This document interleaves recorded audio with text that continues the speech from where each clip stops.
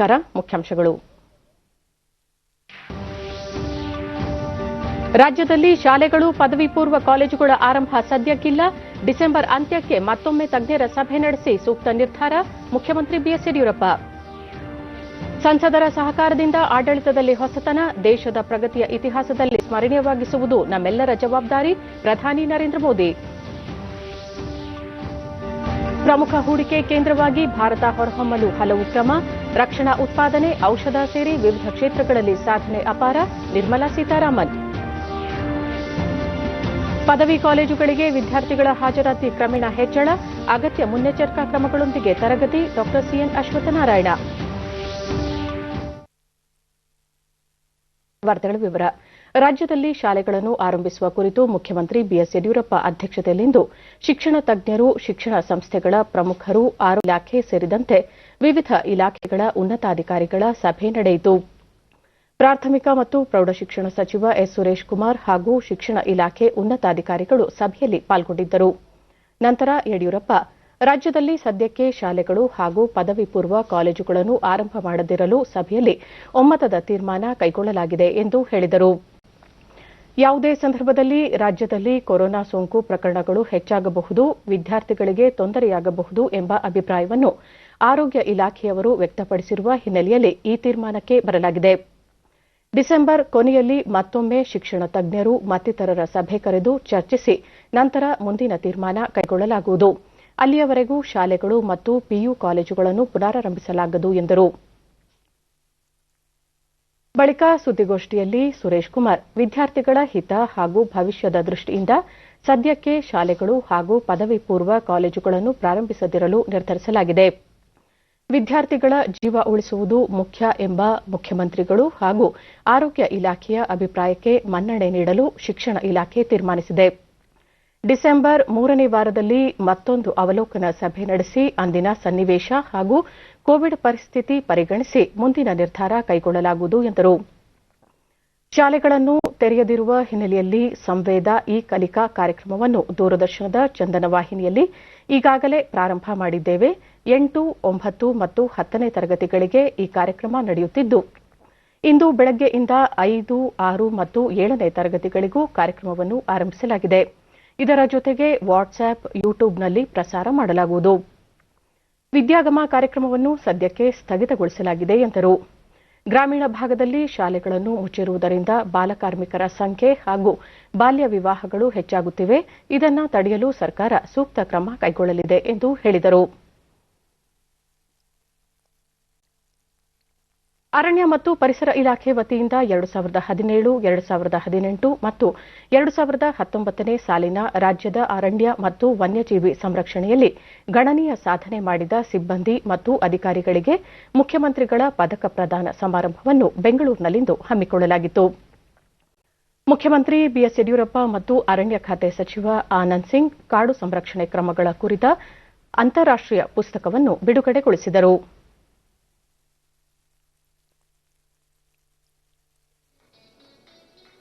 ನಂತರ ಮುಖ್ಯಮಂತ್ರಿ ಸಾಧಕ ಸಿಬ್ಬಂದಿ ಹಾಗೂ ಅಧಿಕಾರಿಗಳಿಗೆ ಮುಖ್ಯಮಂತ್ರಿಗಳ ಪದಕ ಪ್ರದಾನ ಮಾಡಿ ಗೌರವಿಸಿದರು.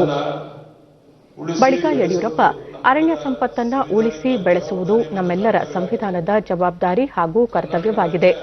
ರಾಜ್ಯದ ಅರಣ್ಯ ಸಿಬ್ಬಂದಿ ಅರಣ್ಯ ಸಂರಕ್ಷಣೆ ನಡೆಸುವಲ್ಲಿ ದೇಶದಲ್ಲಿಯೇ ಮುಂಚೂಣಿಯಲ್ಲಿದ್ದಾರೆ. ಹೀಗಾಗಿ ರಾಜ್ಯದಲ್ಲಿ 22% ಅರಣ್ಯ ಉಳಿದಿದೆ. ವನ್ಯಜೀವಿ ಸಂರಕ್ಷಣೆಯಲ್ಲಿ ಕರ್ನಾಟಕ ದೇಶದಲ್ಲೇ ಅಗ್ರಸ್ಥಾನದಲ್ಲಿದೆ. ಆದರೆ ಇತ್ತೀಚಿನ ದಿನಗಳಲ್ಲಿ ಜನಸಂಖ್ಯೆ ಹೆಚ್ಚಳ, ಜನರ ಜೀವನ ಶೈಲಿ ಮತ್ತು ನಗರೀಕರಣದಿಂದ ಅರಣ್ಯ ಮತ್ತು ವನ್ಯಜೀವಿಗಳು ನಶಿಸುತ್ತಿವೆ.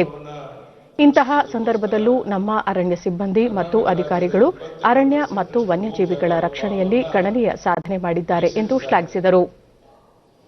ಇವುಗಳಲ್ಲಿ ರಕ್ಷಿತ ಅರಣ್ಯಗಳು, ರಾಷ್ಟ್ರೀಯ ಉದ್ಯಾನವನಗಳು, ವನ್ಯಜೀವಾಧಾರಗಳು, 14 ಸಂರಕ್ಷಿತ ಪ್ರದೇಶಗಳಿವೆ. ನಮ್ಮ ರಾಜ್ಯ ವನ್ಯಜೀವಿ ಸಂಪತ್ತಿನಲ್ಲಿ ಕೂಡ ಅಗ್ರಸ್ಥಾನದಲ್ಲಿದೆ ಅಂತ ಹೇಳಕ್ಕೆ ಹೆಮ್ಮೆ ಆಗುತ್ತೆ. ನಮ್ಮ ರಾಜ್ಯದ 10% ಹುಲಿ ಮತ್ತು 25% ಆನೆಗಳು ತಾಣ ಆಗಿದೆ.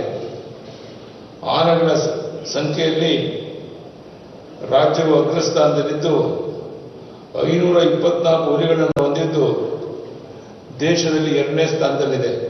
ಒಂದು ಮಾದರಿಯಾಗಿ ಇಟ್ಟುಕೊಂಡು ಸಚಿವ ಆನಂದ್ ಸಿಂಗ್ ಅರಣ್ಯ ರಕ್ಷಣೆಯಲ್ಲಿ ಕರ್ನಾಟಕ ದೇಶದಲ್ಲೇ ಮೊದಲ ಸ್ಥಾನದಲ್ಲಿರಲು ಸಿಬ್ಬಂದಿ ಮತ್ತು ಅಧಿಕಾರಿಗಳ ಅನನ್ಯ ಸೇವೆಯೇ ಕಾರಣ ಎಂದರು. ನಮ್ಮ ಈ ಅರಣ್ಯ ಉಳಿಯೋದಕ್ಕೆ ಮುಂಚೂಣಿನಲ್ಲಿ ಇರ್ತಕ್ಕಂಥ ಅಧಿಕಾರಿಗಳು, ಅರಣ್ಯ ರಕ್ಷಕರು, ಅರಣ್ಯ ವೀಕ್ಷಕರು, RFO, DRFO, ವಾಚರ್ಸ್, ದಿನಗೂಲಿ ನೌಕರರು ಇವತ್ತು ಈ ಅರಣ್ಯ ರಕ್ಷಣೆ ಮಾಡೋದಕ್ಕೆ ಅವರು ಎಷ್ಟು ಶ್ರಮ ಪಟ್ಟು ತಮ್ಮ ಜೀವವನ್ನ ಬದಿಗೆ ಒತ್ತಿ ಇವತ್ತು ಅಲ್ಲಿ ಮನುಷ್ಯ ಮತ್ತು ಪ್ರಾಣಿಗಳ ನಡುವೆ ಇರ್ತಕ್ಕಂಥ ಸಂಘರ್ಷಣೆ ಆಗಿರಲಿ, ಮಾವುತರು, ಈ ರೀತಿ ಅನೇಕ ಅಧಿಕಾರಿಗಳು ಒಂದು ಶ್ರಮದಿಂದ ಇವತ್ತು ಅರಣ್ಯ ಉಳಿದಿದೆ.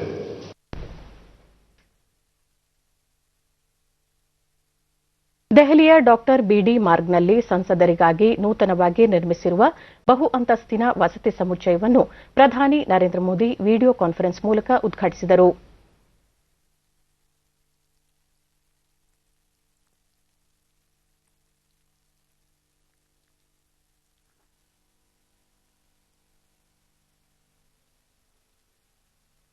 टावर में 4 लिफ्ट की सुविधा है, सभी में पूरे कर लिए गए हैं. यमुना और सरस्वती टावर. साथियों, ಸಂಸದರು ಬಹಳ ಉತ್ಸಾಹದಿಂದ ಉತ್ತಮ ರೀತಿಯಲ್ಲಿ ಕಾರ್ಯನಿರ್ವಹಿಸುವ ಮೂಲಕ ಸೂಕ್ತ ನಿರ್ಧಾರಗಳನ್ನು ತೆಗೆದುಕೊಳ್ಳುತ್ತಿದ್ದಾರೆ. ಇದರಿಂದ ಆಡಳಿತದಲ್ಲಿ ಹೊಸತನ ತರಲು ಸಾಧ್ಯವಾಗಿದೆ ಎಂದರು. ಯುವ ಸಂಸದರು ಸಂಸತ್ ಭವನ ಪ್ರವೇಶಿಸುವ ಪರಿಪಾಠ 2014ರಿಂದ ಆರಂಭವಾಗಿದೆ. ಈ ಬಾರಿಯ 17ನೇ ಲೋಕಸಭೆಯಲ್ಲಿ 400ಕ್ಕೂ ಅಧಿಕ ಸಂಸದರು ಪ್ರಥಮ ಇಲ್ಲವೇ ದ್ವಿತೀಯ ಬಾರಿಗೆ ಆಯ್ಕೆಯಾದವರಾಗಿದ್ದಾರೆ. ಆಡಳಿತದಲ್ಲಿ ಯುವ ಸಂಸದರು ಮಹತ್ವಪೂರ್ಣ ಪಾತ್ರ ವಹಿಸುತ್ತಿದ್ದಾರೆ. ಇದು 18ನೇ ಲೋಕಸಭೆಗೂ ಮುಂದುವರಿಯಲಿದೆ ಎಂಬ ವಿಶ್ವಾಸ ವ್ಯಕ್ತಪಡಿಸಿದರು.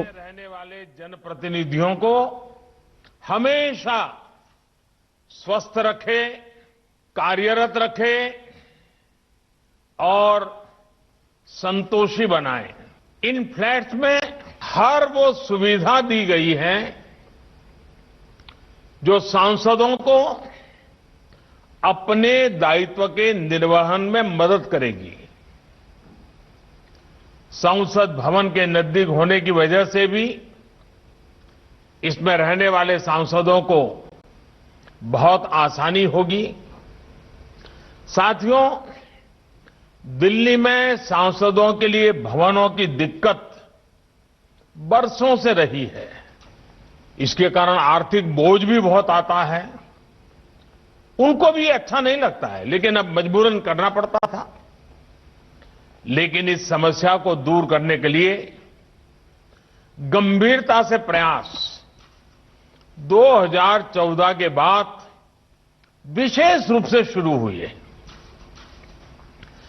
दशकों से चली आ रही समस्याएं टालने से नहीं, उनका समाधान खोजने से समाप्त होती है. 2 ದಶಕಗಳಿಂದೀಚೆಗೆ ನಡೆದ ಸಂಸತ್ ಅಧಿವೇಶನ ಹೆಚ್ಚು ಫಲಪ್ರದವಾಗಿತ್ತು ಎಂದ ಪ್ರಧಾನಿ ಎಲ್ಲಾ ಸಂಸದರ ಸಹಕಾರಕ್ಕೆ ಅಭಿನಂದನೆ ಸಲ್ಲಿಸುವುದಾಗಿ ತಿಳಿಸಿದರು. 16, 17 ಮತ್ತು 18ನೇ ಲೋಕಸಭೆಗಳು ದೇಶಕ್ಕೆ ಮಹತ್ವದ್ದಾಗಿದ್ದು, ದೇಶದ ಪ್ರಗತಿಯ ಇತಿಹಾಸದಲ್ಲಿ ಈ ಸಮಯವನ್ನು ಸ್ಮರಣೀಯವನ್ನಾಗಿಸುವುದು ನಮ್ಮೆಲ್ಲರ ಜವಾಬ್ದಾರಿ ಎಂದು ಪ್ರತಿಪಾದಿಸಿದರು. ಸಂಸದರಿಗೆ ದೆಹಲಿಯಲ್ಲಿ ನಿವಾಸದ ಅಗತ್ಯವಿತ್ತು. ಹೋಟೆಲ್ಗಳಲ್ಲಿ ಉಳಿದುಕೊಳ್ಳುವುದು ಅವರಿಗೆ ಅನಿವಾರ್ಯವಾಗುತ್ತಿತ್ತು. ಇದರಿಂದ ವೆಚ್ಚವೂ ಅಧಿಕವಾಗುತ್ತಿತ್ತು. ನೂತನ ಫ್ಲಾಟ್ಗಳ ನಿರ್ಮಾಣದಿಂದ ಸಂಸದರ ದೀರ್ಘಕಾಲದ ಬೇಡಿಕೆ ಈಡೇರಿದೆ ಎಂದು ಪ್ರಧಾನಿ ಹೇಳಿದರು. इंडिया गेट के पास वॉर मेमोरियल का निर्माण भी उसे करने का भी सौभाग्य हमारी सरकार को मिला. हमारे देश में हजारों पुलिसकर्मियों ने कानून व्यवस्था बनाए रखने के लिए अपना जीवन दिया है. हजारों पुलिस के जवान शहीद हुए हैं. नेशनल पुलिस मेमोरियल का निर्माण भी इसी सरकार के द्वारा हुआ. आज सांसदों के लिए नए आवासों का लोकार्पण, ये लोकार्पण भी इसी श्रृंखला में एक जरूरी और अहम कदम है। हमारे लोकसभा अध्यक्ष जी वैसे भी वे क्वालिटी में भी और बचत में भी विश्वास रखते हैं। सदन के भीतर वे ये सुनिश्चित करते हैं कि समय की भी बचत हो और डिबेट की भी क्वालिटी हो। और इसके निर्माण में भी उन बातों को भली भांति सफलतापूर्वक पार किया गया है। इस 70वीं लोकसभा में भी 260 सांसद ऐसे हैं जो पहली बार चुनकर पहुंचे हैं। यानी कि इस बार 400 से ज्यादा सांसद ऐसे हैं जो या तो पहली बार चुन करके आए हैं या फिर दूसरी बार संसद पहुंचे हैं। इतना ही नहीं, 70वीं लोकसभा के नाम सबसे ज्यादा महिला सांसदों को चुनकर भेजने का रिकॉर्ड भी दर्ज है कि अनुमानित बजट से ಲೋಕಸಭಾಧ್ಯಕ್ಷ ಓಂ ಬಿರ್ಲಾ ಸಂಸದರ ವಸತಿ ಸಮುಚ್ಚಯಕ್ಕೆ ನಿಗದಿಯಾದ ಹಣಕ್ಕಿಂತ ಕಡಿಮೆ ವೆಚ್ಚದಲ್ಲಿ ಈ ಫ್ಲಾಟ್ಗಳನ್ನು ನಿರ್ಮಿಸಲಾಗಿದೆ. ಇದಕ್ಕೆ 218 ಕೋಟಿ ರೂಪಾಯಿ ಅನುದಾನ ಮಂಜೂರಾಗಿದ್ದರೆ ಇದರಲ್ಲಿ 30 ಕೋಟಿ ರೂಪಾಯಿ ಹಣ ಉಳಿತಾಯ ಮಾಡಲಾಗಿದೆ. ಹಸಿರು ಕಟ್ಟಡದ ಎಲ್ಲಾ ಮಾನದಂಡಗಳನ್ನು ಅನುಸರಿಸಿ ಇವುಗಳನ್ನು ನಿರ್ಮಿಸಲಾಗಿದೆ ಎಂದರು. ಸಂಸದರ ಕಚೇರಿ ನಿರ್ಮಾಣಕ್ಕೂ ಪ್ರಧಾನಿಯವರು ಅನುಮತಿ ನೀಡಿದ್ದಾರೆ ಎಂದು ತಿಳಿಸಿದರು. काफी खर्चा आता था। माननीय प्रधानमंत्री जी के प्रेरणा से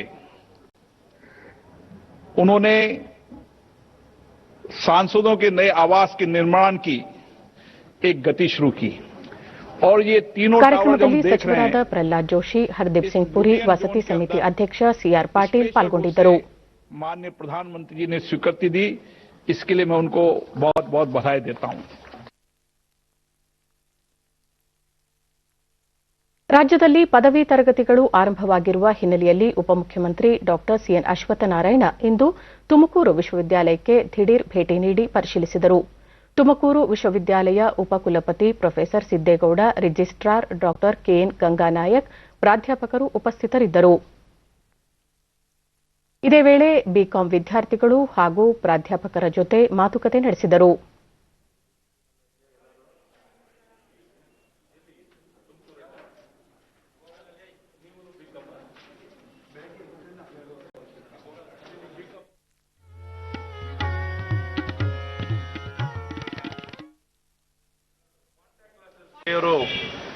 ನಂತರ ಸುದ್ದಿಗಾರರೊಂದಿಗೆ ಅಶ್ವತ್ಥನಾರಾಯಣ, ಕಾಲೇಜು ಆರಂಭದಲ್ಲಿ ವಿದ್ಯಾರ್ಥಿಗಳ ಸಂಖ್ಯೆ ಕಡಿಮೆ ಇತ್ತು, ಈಗ ಹೆಚ್ಚುತ್ತಿದೆ. ಆನ್ಲೈನ್ನಲ್ಲಿ ಪಾಠ ಅರ್ಥವಾಗದ ವಿದ್ಯಾರ್ಥಿಗಳು ಕಾಲೇಜಿಗೆ ಹಾಜರಾಗಬಹುದು. ಮುನ್ನೆಚ್ಚರಿಕಾ ಕ್ರಮದೊಂದಿಗೆ ತರಗತಿಗೆ ಹಾಜರಾಗುವಂತೆ ತಿಳಿಸಿದರು. ವಿದ್ಯಾರ್ಥಿಗಳಿಗೆ ಕೋವಿಡ್-19 ಪರೀಕ್ಷೆ ನಡೆಸಿದ್ದು ಅದರ ವರದಿ ಬೇಗ ಅವರ ಕೈ ಸೇರುವಂತೆ ಕ್ರಮ ಕೈಗೊಳ್ಳಲಾಗುವುದು. 10ನೇ ತರಗತಿ ಮತ್ತು ದ್ವಿತೀಯ ಪಿಯುಸಿ ಮಕ್ಕಳ ಭವಿಷ್ಯದ ಪ್ರಶ್ನೆ, ಹಾಗಾಗಿ ಅವರಿಗೆ ಹೆಚ್ಚು ಆದ್ಯತೆ ನೀಡಲಾಗುವುದು. ಗ್ರಾಮೀಣ ಪ್ರದೇಶದ ಮಕ್ಕಳು ಪಾಠ ಕೇಳಲು ಶಾಲೆಗೆ ಹಾಜರಾದರೆ ಒಳಿತು, ಅವರ ಆರೋಗ್ಯದ ಬಗ್ಗೆ ಅಗತ್ಯ ಕಾಳಜಿ ವಹಿಸಲಾಗುವುದು ಎಂದರು. ಕಾಲೇಜಿನಲ್ಲಿ ಭಾಗವಹಿಸಿದ್ದರು. 9% ವಿದ್ಯಾರ್ಥಿಗಳು ಬಂದಿದ್ದಾರೆ. ದಿನಕ್ಕೂ ಪ್ರಾರಂಭದಲ್ಲಿ ಒಂದು 4%, 5%, 6%, 7%, 8%, 9% ಏರ್ತಾ ಹೋಗ್ತಿದೆ. ಸೊ ಇನ್ನು ಕಾಲಕ್ರಮೇಣ ಇನ್ನು ಹೆಚ್ಚಿನ ವಿದ್ಯಾರ್ಥಿಗಳು ಅವರವ್ರ ಟೆಸ್ಟ್ಗಳು ನೀವು ಹೇಳಿದಾಗೆ ಟೆಸ್ಟ್ಗಳೆಲ್ಲ ಮುಗಿಸ್ಕೊಂಡು ಟೆಸ್ಟ್ಗಳನ್ನೆಲ್ಲ ರಿಪೋರ್ಟ್ನ ಪಡ್ಕೊಂಡು ಕಾಲೇಜಿಗೆ ಬರುವಂಥದ್ದಲ್ಲಿ. ಇತ್ತೀಚೆಗೆ ನಡೆದ ರಾಜರಾಜೇಶ್ವರಿ ನಗರ ಹಾಗೂ ಶಿರಾ ವಿಧಾನಸಭಾ ಕ್ಷೇತ್ರದ ಉಪಚುನಾವಣೆಯಲ್ಲಿ ಜಯ ಗಳಿಸಿದ ನೂತನ ಶಾಸಕರಾದ ಮುನಿರತ್ನ ಹಾಗೂ ಡಾ ಸಿಎಂ ರಾಜೇಶ್ ಗೌಡ ಇಂದು ವಿಧಾನಸೌಧದಲ್ಲಿ ಪ್ರಮಾಣ ವಚನ ಸ್ವೀಕರಿಸಿದರು. ವಿಧಾನಸಭೆ ಸ್ಪೀಕರ್ ವಿಶ್ವೇಶ್ವರ ಹೆಗಡೆ ಕಾಗೇರಿ ಅವರು ನೂತನ ಶಾಸಕರಿಗೆ ಗೌಪ್ಯತಾ ಪ್ರತಿಜ್ಞಾ ವಿಧಿ ಬೋಧಿಸಿದರು.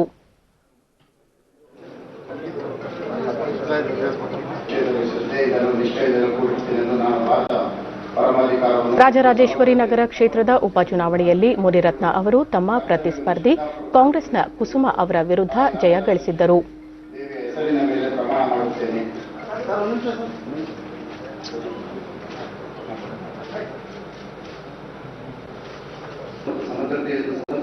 ಅದೇ ರೀತಿ ಶಿರಾ ವಿಧಾನಸಭಾ ಚುನಾವಣೆಯಲ್ಲಿ ಡಾಕ್ಟರ್ ಸಿಎಂ ರಾಜೇಶ್ ಗೌಡ ಅವರು ತಮ್ಮ ಸಮೀಪದ ಸ್ಪರ್ಧಿ ಕಾಂಗ್ರೆಸ್ನ ಟಿಬಿ ಜಯಚಂದ್ರ ವಿರುದ್ಧ ಗೆಲುವು ದಾಖಲಿಸಿದ್ದರು.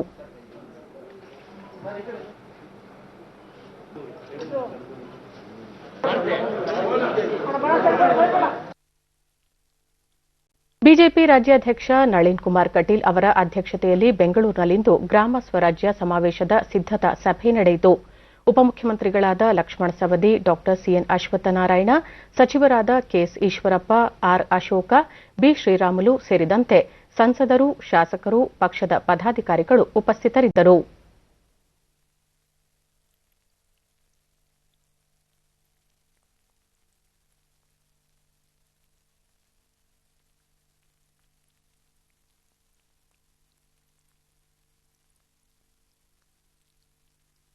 ರಾಜ್ಯದಲ್ಲಿ ಭತ್ತದ ಬೆಲೆಗೂ ಬೆಂಬಲ ಬೆಲೆ ಘೋಷಿಸುವ ಮೂಲಕ ರೈತರ ಹಿತ ಕಾಪಾಡಬೇಕು ಎಂದು ಕೆಪಿಸಿಸಿ ಅಧ್ಯಕ್ಷ ಡಿಕೆ ಶಿವಕುಮಾರ್ ಸರ್ಕಾರವನ್ನು ಆಗ್ರಹಿಸಿದ್ದಾರೆ. ಕೊಪ್ಪಳ ತಾಲೂಕಿನ ಹಿಟ್ನಾಳ್ ಗ್ರಾಮದಲ್ಲಿ ಮಾತನಾಡಿದ ಅವರು, ಮಾರುಕಟ್ಟೆಯಲ್ಲಿ ಭತ್ತದ ಬೆಲೆ ಕ್ವಿಂಟಾಲ್ಗೆ 900 ರೂಪಾಯಿ ಇದೆ. ಹಾಗಾಗಿ ಕನಿಷ್ಠ 500 ರೂಪಾಯಿ ಬೆಂಬಲ ಬೆಲೆಯನ್ನಾದರೂ ಸರ್ಕಾರ ಘೋಷಿಸಬೇಕು. ಈಗಾಗಲೇ ಕೊಬ್ಬರಿಗೆ ಪ್ರೋತ್ಸಾಹಧನ ಘೋಷಿಸಿದಂತೆ ಭತ್ತದ ಬೆಳೆಗಾರರಿಗೂ ನೆರವಾಗಬೇಕು ಎಂದು ಹೇಳಿದ್ದಾರೆ. ಗೊಬ್ಬರ, ಕ್ರಿಮಿನಾಶಕ ಸೇರಿ ಎಲ್ಲಾ ವಸ್ತುಗಳ ಬೆಲೆಯೂ ಒಂದೇ ರೀತಿಯಾಗಿದೆ. ಹಾಗಾಗಿ ಕೊಬ್ಬರಿ ಮತ್ತು ಭತ್ತದ ಬೆಳೆಗಾರರಲ್ಲಿ ತಾರತಮ್ಯ ಮಾಡದೆ ಬೆಂಬಲ ಬೆಲೆ ಘೋಷಿಸಬೇಕೆಂದು ಆಗ್ರಹಿಸಿದರು. ಪ್ರಸಕ್ತ ವರ್ಷ ಮುಂಗಾರಿನಲ್ಲಿ ಭತ್ತದ ಸಂಗ್ರಹ ಕಾರ್ಯ ವ್ಯವಸ್ಥಿತವಾಗಿ ಮುಂದುವರಿಯುತ್ತಿದೆ ಎಂದು ಕೇಂದ್ರ ಗ್ರಾಹಕ ವ್ಯವಹಾರಗಳು, ಆಹಾರ ಮತ್ತು ಸಾರ್ವಜನಿಕ ವಿತರಣಾ ಸಚಿವಾಲಯ ತಿಳಿಸಿದೆ. ಭತ್ತ ಬೆಳೆಯುವ ಪ್ರಮುಖ ರಾಜ್ಯಗಳಾದ ಪಂಜಾಬ್, ಹರಿಯಾಣ, ಉತ್ತರ ಪ್ರದೇಶ, ತೆಲಂಗಾಣ, ತಮಿಳುನಾಡು, ಚಂಡೀಗಢ, ಜಮ್ಮು ಮತ್ತು ಕಾಶ್ಮೀರ, ಕೇರಳ, ಗುಜರಾತ್, ಆಂಧ್ರಪ್ರದೇಶ, ಒಡಿಶಾ ಮತ್ತು ಮಹಾರಾಷ್ಟಗಳಲ್ಲಿ ಭತ್ತದ ಸಂಗ್ರಹ ಕಾರ್ಯ ನಿರಾತಂಕವಾಗಿ ನಡೆಯುತ್ತಿದೆ. ಕಳೆದ ಬಾರಿಗಿಂತ ಈ ಬಾರಿ ಶೇಕಡಾ 17.3ರಷ್ಟು ಭತ್ತದ ಉತ್ಪಾದನೆ ಹೆಚ್ಚಾಗಿದೆ. ಈ ಬಾರಿ 297 ಲಕ್ಷ ಮೆಟ್ರಿಕ್ ಟನ್ ಭತ್ತವನ್ನು ಸಂಗ್ರಹಿಸಲಾಗಿದ್ದು, ಕಳೆದ ಬಾರಿ 252.69 ಲಕ್ಷ ಮೆಟ್ರಿಕ್ ಟನ್ ಭತ್ತ ಸಂಗ್ರಹವಾಗಿತ್ತು.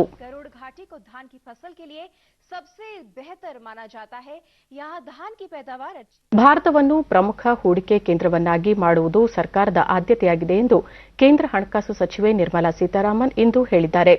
ಭಾರತೀಯ ಕೈಗಾರಿಕಾ ಮಹಾ ಒಕ್ಕೂಟದ ರಾಷ್ಟ್ರೀಯ ಎಂಎನ್ಸಿಯ ಸಮ್ಮೇಳನ ಉದ್ದೇಶಿಸಿ ಅವರು, ರಕ್ಷಣಾ ಉತ್ಪಾದನೆ, ಔಷಧ ಸೇರಿದಂತೆ ಹಲವಾರು ವಲಯಗಳಲ್ಲಿ ಭಾರತ ಅಪಾರ ಸಾಧನೆ ಮಾಡಿದೆ. ದೇಶವನ್ನು ಪ್ರಮುಖ ಹೂಡಿಕೆ ಕೇಂದ್ರವನ್ನಾಗಿ ಮಾಡುವ ನಿಟ್ಟಿನಲ್ಲಿ ಸರ್ಕಾರ ಏಕಗವಾಕ್ಷಿ ಸೌಲಭ್ಯದಂತಹ ಹಲವಾರು ಕ್ರಮಗಳನ್ನು ಕೈಗೊಂಡಿದೆ ಎಂದರು. ಭಾರತೀಯ ಕೈಗಾರಿಕಾ ಕ್ಷೇತ್ರ ಜಾಗತಿಕ ಮಟ್ಟದಲ್ಲಿ ಗುರುತಿಸಿಕೊಂಡಿದೆ. ಈ ವಲಯದ ಬೆಳವಣಿಗೆಗೆ ಭಾರತೀಯ ಕೈಗಾರಿಕಾ ಮಹಾ ಒಕ್ಕೂಟದ ಪಾತ್ರ ಅಧಿಕವಾಗಿದೆ ಎಂದು ಹೇಳಿದರು. ಕೋವಿಡ್-19 ಲಾಕ್ಡೌನ್ ತೆರವುಗೊಳಿಸಿ ವ್ಯಾಪಾರ ವಹಿವಾಟುಗಳನ್ನು ಮತ್ತೆ ಆರಂಭಿಸುವ ನಿಟ್ಟಿನಲ್ಲಿ ಕೈಗಾರಿಕಾ ಕ್ಷೇತ್ರದ ಪ್ರತಿನಿಧಿಗಳೊಂದಿಗೆ ಸತತವಾಗಿ ಮಾತುಕತೆ ನಡೆಸಲಾಗಿತ್ತು ಎಂದ ನಿರ್ಮಲಾ ಸೀತಾರಾಮನ್, ಈಗ ದೇಶದ ಕೈಗಾರಿಕಾ ಕ್ಷೇತ್ರ ಹಿಂದೆಂದಿಗಿಂತ ವೇಗದಲ್ಲಿ ಅಭಿವೃದ್ಧಿಯತ್ತ ದಾಪುಗಾಲಿಡುತ್ತಿದೆ ಎಂದರು. Of being able to produce for India. Some of them were already producing and exporting from India. Atmanirbhar ಭಾರತದ ಪರಿಕಲ್ಪನೆ ಕೈಗಾರಿಕಾ ಕ್ಷೇತ್ರದ ಉತ್ತೇಜನಕ್ಕೆ ಕೊಡುಗೆ ನೀಡಿದೆ. ಕೋವಿಡ್-19 ಅವಧಿಯ ಸವಾಲನ್ನು ಪ್ರಧಾನಿ ನರೇಂದ್ರ ಮೋದಿ ಅವರು ಅವಕಾಶವನ್ನಾಗಿ ಪರಿವರ್ತಿಸಿದರು. ಆತ್ಮನಿರ್ಭರವೆಂದರೆ ನಮ್ಮ ಶಕ್ತಿಯನ್ನು ಸಮರ್ಥವಾಗಿ ಬಳಸುವುದು. ಈಗ ಕೈಗಾರಿಕಾ ವಲಯ ಅದನ್ನೇ ಮಾಡುತ್ತಿದೆ ಎಂದರು. ಪ್ರಸಕ್ತ ವರ್ಷದ G20 ಶೃಂಗಸಭೆಯ ಯಶಸ್ಸಿಗೆ ಪ್ರಧಾನಿ ನರೇಂದ್ರ ಮೋದಿ ಅವರು ಸೌದಿ ಅರೇಬಿಯಾವನ್ನು ಅಭಿನಂದಿಸಿದ್ದಾರೆ. G20 ಶೃಂಗಸಭೆ ನವೆಂಬರ್ 21 ಮತ್ತು 22ರಂದು ರಿಯಾದ್ನಲ್ಲಿ ಯಶಸ್ವಿಯಾಗಿ ನಡೆದಿತ್ತು. 2021ನೇ ಸಾಲಿನ ಶೃಂಗಸಭೆಯನ್ನು ಆಯೋಜಿಸಲಿರುವ ಇಟಲಿಯನ್ನು ಪ್ರಧಾನಿ ಸ್ವಾಗತಿಸಿದ್ದಾರೆ. ಇದರೊಂದಿಗೆ ಮುಂದಿನ 4 ವರ್ಷಗಳ G20 ಶೃಂಗಸಭೆ ನಡೆಯುವ ಸ್ಥಳಗಳನ್ನು ನಿರ್ಧರಿಸಲಾಗಿದೆ. 2022ರಲ್ಲಿ ಇಂಡೋನೇಷ್ಯಾ, 2023ರಲ್ಲಿ ಭಾರತ ಮತ್ತು 2024ರಲ್ಲಿ ಬ್ರೆಜಿಲ್ನಲ್ಲಿ ಶೃಂಗಸಭೆ ನಡೆಸಲು ತೀರ್ಮಾನಿಸಲಾಗಿದೆ. 2 ದಿನಗಳ ರಿಯಾದ್ ಶೃಂಗಸಭೆಯಲ್ಲಿ G20 ಮುಖಂಡರು ಜಾಗತಿಕ ಸದೃಢತೆ, ಪರಸ್ಪರ ಸಹಕಾರಕ್ಕೆ ಹೆಚ್ಚಿನ ಆದ್ಯತೆ ನೀಡಿರುವುದಾಗಿ ವಿದೇಶಾಂಗ ವ್ಯವಹಾರಗಳ ಸಚಿವಾಲಯ ತಿಳಿಸಿದೆ. ಕಳೆದ 24 ಗಂಟೆಗಳಲ್ಲಿ 44,059 ಕೊರೋನಾ ಸೋಂಕು ಪ್ರಕರಣಗಳು ಪತ್ತೆಯಾಗಿದ್ದು, ಒಟ್ಟು ಸೋಂಕಿತರ ಸಂಖ್ಯೆ 91,39,866ಕ್ಕೆ ಏರಿಕೆಯಾಗಿದೆ. ದೇಶದಲ್ಲಿ ಕೊರೋನಾ ಸೋಂಕಿತರ ಚೇತರಿಕೆಯ ಪ್ರಮಾಣದಲ್ಲಿ ಏರಿಕೆಯಾಗುತ್ತಿದ್ದು ಒಟ್ಟು 85,62,642 ಸೋಂಕಿತರು ಗುಣಮುಖರಾಗಿದ್ದಾರೆ. ಇದರೊಂದಿಗೆ ಚೇತರಿಕೆಯ ಪ್ರಮಾಣ 93.68ಕ್ಕೆ ಹೆಚ್ಚಳವಾಗಿದೆ. ಒಂದೇ ದಿನ 511 ಮಂದಿ ಮೃತಪಟ್ಟಿದ್ದು ಒಟ್ಟು 1,33,738 ಮಂದಿ ಮೃತಪಟ್ಟಿದ್ದಾರೆ. ಮರಣ ದರ 1.46ಕ್ಕೆ ತಗ್ಗಿದೆ. 4,43,486 ಸೋಂಕಿತರು ವಿವಿಧ ಆಸ್ಪತ್ರೆಗಳಲ್ಲಿ ಚಿಕಿತ್ಸೆ ಪಡೆಯುತ್ತಿದ್ದು ಸಕ್ರಿಯ ಪ್ರಕರಣಗಳ ಸಂಖ್ಯೆ 4.85ಕ್ಕೆ ಇಳಿಕೆಯಾಗಿದೆ. ಕೇಂದ್ರ ಸರ್ಕಾರದ ಉಮಂಗ್ ಆಪ್ಗೆ ಇಂದಿಗೆ 3 ವರ್ಷ. ಈ ಹಿನ್ನೆಲೆಯಲ್ಲಿ ಕೇಂದ್ರ ಮಾಹಿತಿ ತಂತ್ರಜ್ಞಾನ ಸಚಿವ ರವಿಶಂಕರ್ ಪ್ರಸಾದ್ ಉಮಂಗ್ ಆಪ್ನ ಅಂತಾರಾಷ್ಟೀಯ ಆವೃತ್ತಿಗೆ ಇಂದು ಚಾಲನೆ ನೀಡಲಿದ್ದಾರೆ. ಕೇಂದ್ರ ಸರ್ಕಾರದ ಎಲ್ಲಾ ಸೇವೆಗಳು ದೊರೆಯುವ ಮೊಬೈಲ್ ಆಪ್ ಇದಾಗಿದ್ದು ಅಂತರ್ಜಾಲದ ಮೂಲಕವೂ ಸೇವೆ ಪಡೆಯಬಹುದು.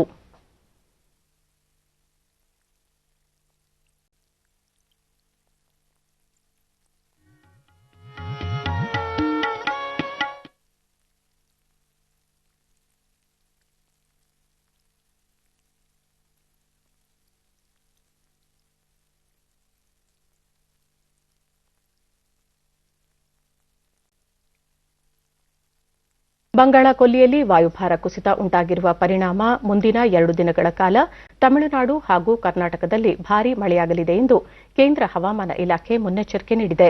ಪುದುಚೇರಿ ಹಾಗೂ ಚೆನ್ನೈ ಕರಾವಳಿಯಿಂದ ದೂರದಲ್ಲಿ ವಾಯುಭಾರ ಕುಸಿತ ಉಂಟಾಗಿದೆ. ಪರಿಣಾಮವಾಗಿ ನಾಳೆ ಮತ್ತು ನವೆಂಬರ್ 25ರಂದು ಅಧಿಕ ಮಳೆಯಾಗಲಿರುವ ಕಾರಣ ಸುರಕ್ಷತಾ ಕ್ರಮಗಳನ್ನು ಅನುಸರಿಸುವಂತೆ ಈ ರಾಜ್ಯಗಳಿಗೆ ಹವಾಮಾನ ಇಲಾಖೆ ಎಚ್ಚರಿಕೆ ನೀಡಿದೆ. ಕರ್ನಾಟಕದಲ್ಲಿ ನವೆಂಬರ್ 24ರಿಂದ 3 ದಿನಗಳ ಕಾಲ ದಕ್ಷಿಣ ಒಳನಾಡು ಪ್ರದೇಶಗಳು ಸೇರಿದಂತೆ ಕೆಲವೆಡೆ ತೀವ್ರವಾಗಿ ಮಳೆ ಸುರಿಯಲಿದೆ ಎಂದು ಹವಾಮಾನ ಇಲಾಖೆ ಹೇಳಿದೆ. ಮಳೆ ಸೂಚನೆ ಹಿನ್ನೆಲೆಯಲ್ಲಿ ಕೇಂದ್ರ ಸಚಿವ ಸಂಪುಟ ಕಾರ್ಯದರ್ಶಿ ರಾಜೀವ್ ಗೌಬಾ ಅವರು ಇಂದು ರಾಷ್ಟ್ರೀಯ ಬಿಕ್ಕಟ್ಟು ನಿರ್ವಹಣಾ ಸಮಿತಿ ಸಭೆ ನಡೆಸಿದರು. ಜೊತೆಗೆ ಚಂಡಮಾರುತವನ್ನೆದುರಿಸಲು ಕೈಗೊಂಡಿರುವ ಸಿದ್ದತೆಗಳ ಬಗ್ಗೆ ಆಂಧ್ರಪ್ರದೇಶ, ತಮಿಳುನಾಡು ಹಾಗೂ ಪುದುಚೇರಿಗಳ ಮುಖ್ಯ ಕಾರ್ಯದರ್ಶಿಗಳೊಂದಿಗೆ ಮಾತುಕತೆ ನಡೆಸಿದರು. ಈ ಸವಾಲನ್ನು ಎದುರಿಸುವ ನಿಟ್ಟಿನಲ್ಲಿ ಕೇಂದ್ರ ವಿಪತ್ತು ನಿರ್ವಹಣಾ ಪಡೆ ಹಾಗೂ ಇತರ ಸಂಸ್ಥೆಗಳ ಜೊತೆಗೆ ಸಹಕಾರ ಮಾಡಿಕೊಂಡಿರುವ ಕುರಿತು ಅವರು ವಿವರಣೆ ನೀಡಿದರು. ಭಾರತೀಯ ಪುರಾತತ್ವ ಸರ್ವೇಕ್ಷಣಾ ಇಲಾಖೆ ಹಾಗೂ ಮಣ್ಣೆ ಗ್ರಾಮ ಐತಿಹಾಸಿಕ ಸ್ಮಾರಕಗಳ ಸಂರಕ್ಷಣಾ ಸಂಘಟನೆಯಿಂದ ನೆಲಮಂಗಲದಲ್ಲಿಂದು ವಿಶ್ವ ಪರಂಪರಾ ಸಪ್ತಾಹ ಅಂಗವಾಗಿ ವಿಶ್ವ ಪರಂಪರಾ ನಡಿಗೆ ದಿನ ಹಮ್ಮಿಕೊಳ್ಳಲಾಗಿತ್ತು.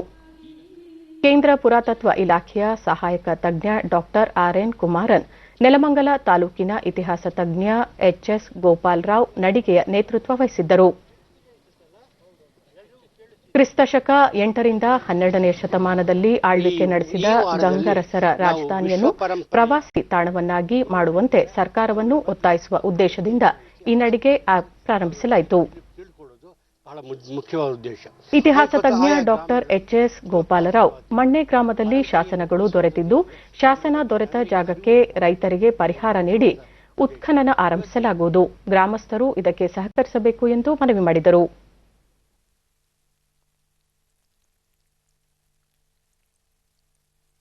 ಕೋವಿಡ್-19 ಸಾಂಕ್ರಾಮಿಕದ ಪ್ರಸಕ್ತ ಪರಿಸ್ಥಿತಿಯ ಕುರಿತು 2 ದಿನಗಳ ಒಳಗಾಗಿ ವರದಿ ಸಲ್ಲಿಸುವಂತೆ ಸರ್ವೋಚ್ಚ ನ್ಯಾಯಾಲಯವು ಕೇಂದ್ರ ಸರ್ಕಾರ ಮತ್ತು ಎಲ್ಲಾ ರಾಜ್ಯಗಳಿಗೆ ಇಂದು ನಿರ್ದೇಶನ ನೀಡಿದೆ.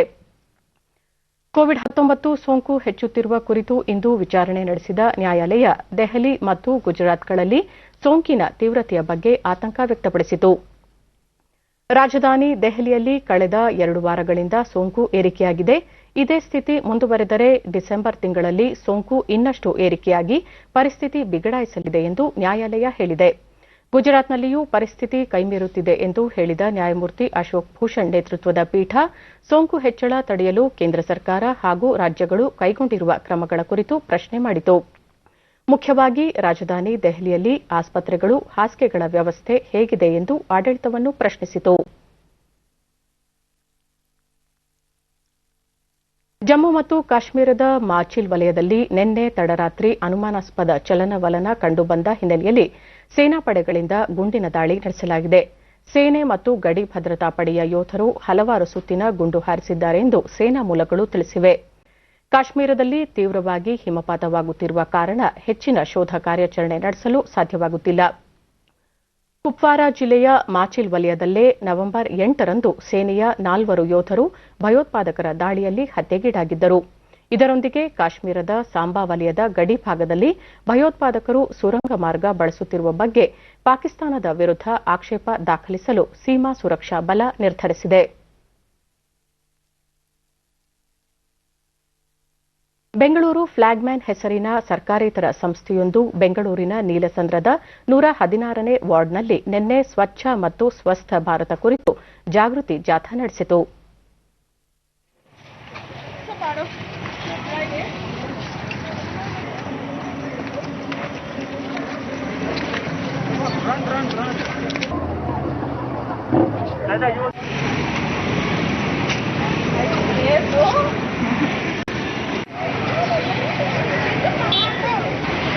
ರಸ್ತೆ ಬದಿಯಲ್ಲಿನ ಪ್ಲಾಸ್ಟಿಕ್ ವಸ್ತುಗಳನ್ನು ಹೆಕ್ಕುವ ಜೊತೆಗೆ ಸ್ಥಳೀಯ ಜನರಲ್ಲಿ ಸ್ವಚ್ಛತೆ ಕುರಿತು ಭಿತ್ತಿ ಪತ್ರಗಳ ಮೂಲಕ ಅರಿವು ಮೂಡಿಸಿದರು. ನಂತರ ಸ್ವಚ್ಛತೆ ಕುರಿತು ಪ್ರತಿಜ್ಞಾವಿಧಿ ಬೋಧಿಸಲಾಯಿತು. ಪ್ಲಾಸ್ಟಿಕ್ ಪಿಕಪ್ ಮಾಡೋದಲ್ಲ. ಬೆಂಗಳೂರು ಫ್ಲಾಗ್ಮ್ಯಾನ್ ಪ್ರತಿನಿಧಿ ರಾಜ್, ಕೇಂದ್ರದ ಮಹತ್ವಾಕಾಂಕ್ಷೆ ಯೋಜನೆ ಸ್ವಚ್ಛತೆಯ ಬಗ್ಗೆ ಪ್ರತಿಯೊಬ್ಬರಲ್ಲಿ ಅರಿವು ಮೂಡಿಸುವುದು ಈ ಜಾಗೃತಿ ಜಾಥಾ ಉದ್ದೇಶವಾಗಿದೆ ಎಂದರು. Because 91% of the plastic doesn't get recycled. So ನಾವೇನಂದ್ರೆ apart from picking up trash, ಎಲ್ಲರೂ ಮನೆಗೆ ಹೋಗಿ ನಮ್ಮ ಮನೆಯಲ್ಲಿ ಸ್ವಚ್ಛತಾ ಅನ್ನೋದು ಒಂದು ಪಾರ್ಟ್ ಆಫ್ ಲೈಫ್ ಮಾಡ್ಕೊಳ್ಳೋ ತರ ಉದ್ದೇಶದಲ್ಲಿ ಇದು ಮಾಡ್ತಾ ಇದ್ದೀವಿ. We will shop using single use disposables. ನಮ್ಮ ಕಸನ ನಾವೇ ಜವಾಬ್ದಾರಿ ತಗೊಂಡ್ಬಿಟ್ಟು ವೇಸ್ಟ್ ಸೆಗ್ರಿಗೇಟ್ ಮಾಡ್ತೀವಿ ಅಂಡ್ ಆದಷ್ಟು ಸಿಂಗಲ್ ಯೂಸ್ ಡಿಸ್ಪೋಸಬಲ್ನ ಅವಾಯ್ಡ್ ಮಾಡ್ತೀವಿ. ದಿನ ಬಂದು ಪಿಕಪ್ ಮಾಡೋದು ನಮ್ಮ ಉದ್ದೇಶ ಅಲ್ಲ. ಅವೇರ್ನೆಸ್ ಆಟೋಮೆಟಿಕ್ ಆಗಿ ಬಂದ್ರೆ ಆಟೋಮೆಟಿಕ್ ಆಗಿ ಡಿಸ್ಪೋಸಬಲ್ಸ್ ಕಮ್ಮಿ ಆಗುತ್ತೆ. ಬೆಂಗಳೂರಿನ ಪುಲಿಕೇಶಿ ನಗರದಲ್ಲಿ ಸ್ಥಳೀಯ ಮುಖಂಡರು ಭಾರತೀಯ ಜನತಾ ಪಕ್ಷದ ಕಚೇರಿಯನ್ನು ನಿನ್ನೆ ಉದ್ಘಾಟಿಸಿದರು. ಸ್ಥಳೀಯರು, ಬಿಜೆಪಿ ಕಾರ್ಯಕರ್ತರು ಸಮಾರಂಭದಲ್ಲಿ ಭಾಗವಹಿಸಿದ್ದರು. ಬಳಿಕ ಮಾತೃಶ್ರೀ ಟ್ರಸ್ಟ್ನ ಪುತ್ತೂರಾಜ್ ಸ್ವಾಮೀಜಿ ಕೇಂದ್ರ ಮತ್ತು ರಾಜ್ಯ ಸರ್ಕಾರದ ಯೋಜನೆಗಳ ಕುರಿತು ಸ್ಥಳೀಯ ಜನರಲ್ಲಿ ಜಾಗೃತಿ ಮೂಡಿಸುವ ಹಾಗೂ ಎಲ್ಲರನ್ನೊಳಗೊಂಡ ಅಭಿವೃದ್ಧಿ ದೃಷ್ಟಿಯಿಂದ ಕಚೇರಿಯನ್ನು ಸ್ಥಾಪಿಸಲಾಗಿದೆ ಎಂದರು.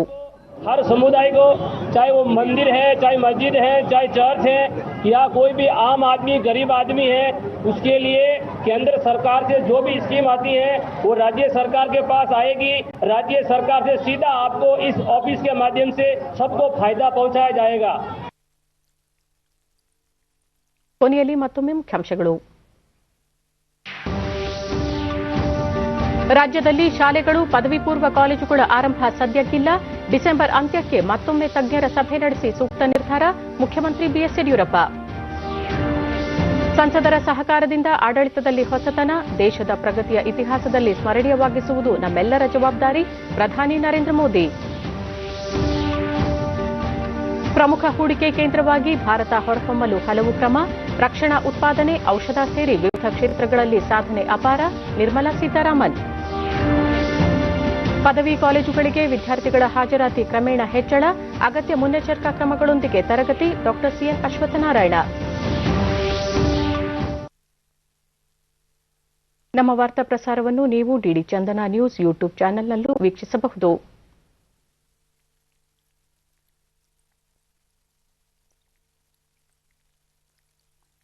ನಮ್ಮ ಮುಂದಿನ ವಾರ್ತಾ ಪ್ರಸಾರ ಸಂಜೆ 7 ಗಂಟೆಗೆ ಡಿಡಿ ಚಂದನದಲ್ಲಿ. ನಮಸ್ಕಾರ.